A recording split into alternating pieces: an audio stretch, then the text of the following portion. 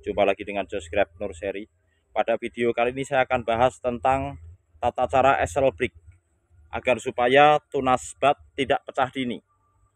Seringkali yang menjadi keluhan rekan-rekan adalah di fase esel brick seperti ini, kemudian mata tunas atau tunas bat di cabang tersier yang sedang kita bentuk ini pecah dini. Lalu bagaimana cara melakukannya? Apa tujuannya supaya bat tidak pecah dini, dan apa maksud daripada tujuan esel brick itu sendiri? Oke, kita bahas. Esel brick. Esel mempercepat, brick istirahat. Jadi kita mempercepat pertumbuhan cabang-cabang yang tertinggal ini dengan mengistirahatkan cabang tersier yang pertumbuhannya lebih vigor atau lebih subur. Kita hentikan di titik yang kita tentukan. Misalkan rambatnya di sini, batasannya kita potong, tunas air kita tumbuhkan, kita sisakan 2 daun. Seperti ini. Ini kita potong, tunas air kita pelihara 2 daun, tumbuh lagi kita pelihara 2 daun. Nah, seperti ini. Nanti ini tumbuh lagi, kita potong, sisakan 2 daun. Berapa tunas air yang kita pelihara?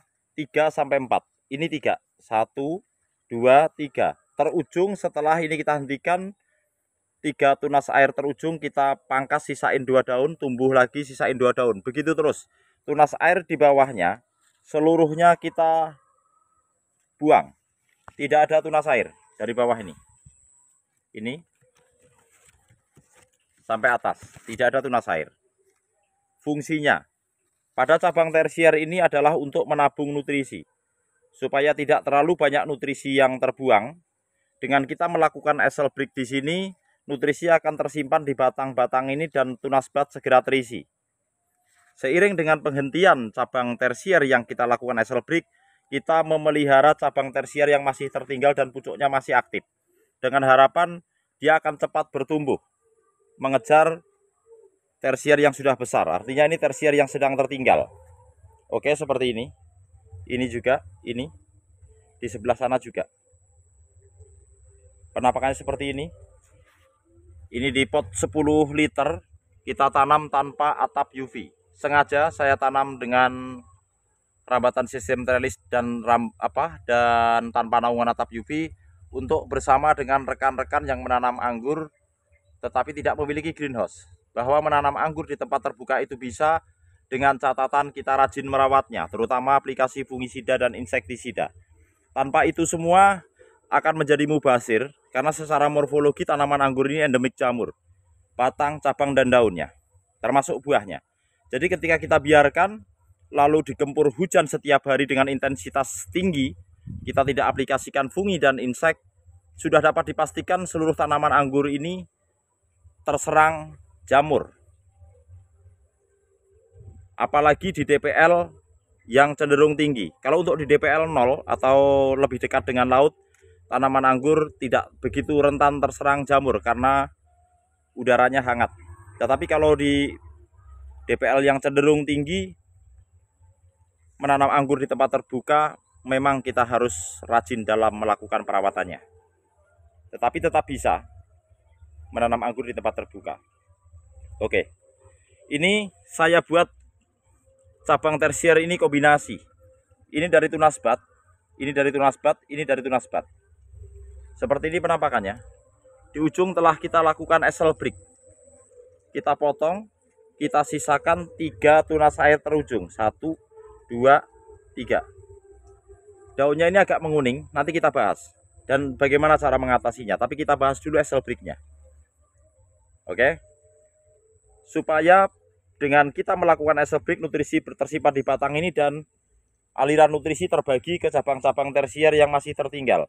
Seluruh tunas air kita buang dari awal, kita hanya menyisakan 3 atau 4 tunas air terujung yang kita lakukan esel brick. Contohnya seperti ini.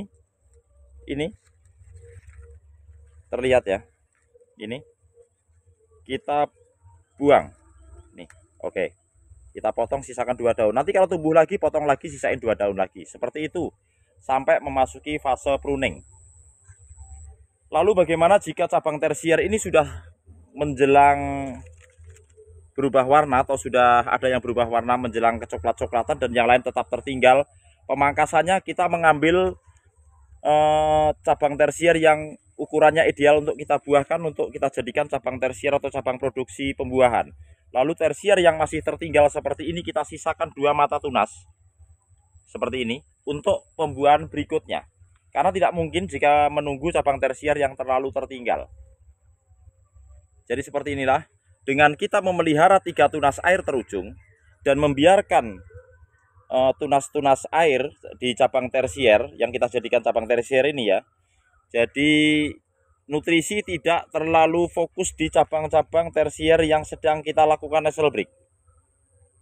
Tekanannya tidak terlalu besar sehingga bat-batnya ini tidak pecah. Contohnya seperti ini.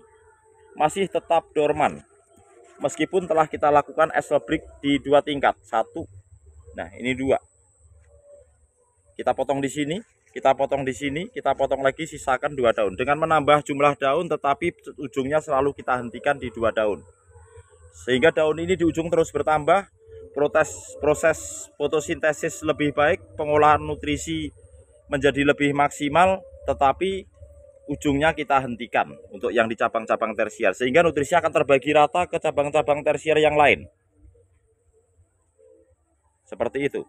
Jadi dengan kita memelihara 3 tunas air terujung seperti ini, kecil kemungkinan bat-bat yang kita tahan ini pecah. Hindari penggunaan unsur N yang terlalu tinggi. Urea misalkan. Pokoknya pupuk-pupuk yang mengandung unsur N terlalu tinggi kita hindari. Usahakan penggunaan NPK seimbang kalau kita menggunakan pupuk kimia. Tapi kalau bisa menggunakan pupuk organik itu menjadi lebih baik. Oke. Daun ini menguning. Kalau untuk pembahasan nasal break saya rasa cukup jelas. Intinya dengan kita melakukan nasal break, kita memelihara 3 tunas air terujung, tunas bat ini dapat kita minimalisir untuk pecah dini atau dapat mencegah terjadinya pecah dini pada tunas bat cabang tersier yang sedang kita bentuk ini. Karena aliran nutrisi tertahan dan berpindah ke cabang-cabang tersier yang masih tertinggal. Oke. Kalau belum jelas nanti bisa ditanyakan di kolom komentar. Penampakannya seperti ini dari kejauhan. Tanpa atap UV.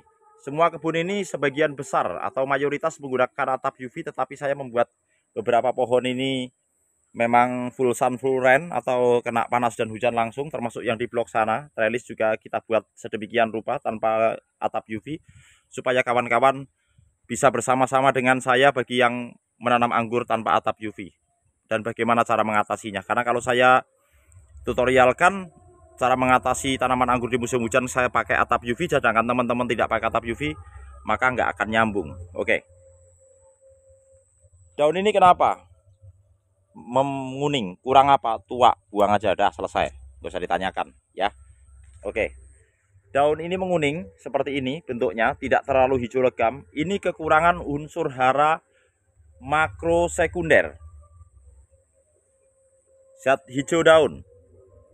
Jadi kalau NPK itu makro primer. Kekurangan unsur hara magnesium sulfat. Kita akan tambahkan. Ini telah kita siapkan air sebanyak 5 liter. Ini kita gunakan produknya Pak Tani. Magnesium sulfat atau MgSO4.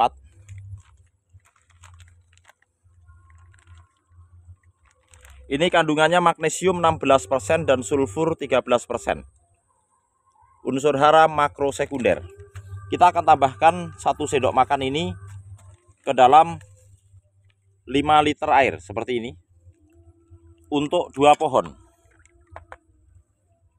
Oke. Kita aduk dulu sampai larut. Ini yang saya gunakan ketika daun mulai menguning seperti itu, hijaunya tidak legam, kita masukkan pupuk magnesium sulfat. Di fase ini, di fase vegetatif. Di fase generatif, magnesium sulfat ini dapat menambah rasa manis pada buah anggur atau meningkatkan kadar glukosa pada beri anggur. Bukan merubah buah anggur rasa menjadi manis, tapi meningkatkan rasa manis. Ini produknya Pak Tani, kawan-kawan boleh menggunakan merek apa saja, yang penting kandungannya magnesium dan sulfur. Sulfur itu juga dapat untuk mencegah jamur, minimal mengurangi populasi jamur. Oke, kita tambahkan. Ini di pot 10 liter. Kita masukkan 2 gayung atau sekitar 2 liter. Oke, pastikan media ini poros. Oke. Seperti ini penampakannya. Ini yang sudah terbentuk. 1, 2, 3, 4, 5, 6.